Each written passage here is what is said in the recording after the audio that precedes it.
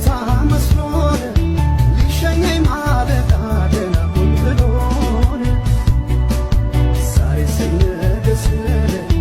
ልቀይር ሆይ ቦታን የቆረጠው ልቤ ደሞ አመነታ የቆረጠው ልቤ ደሞ አመነታ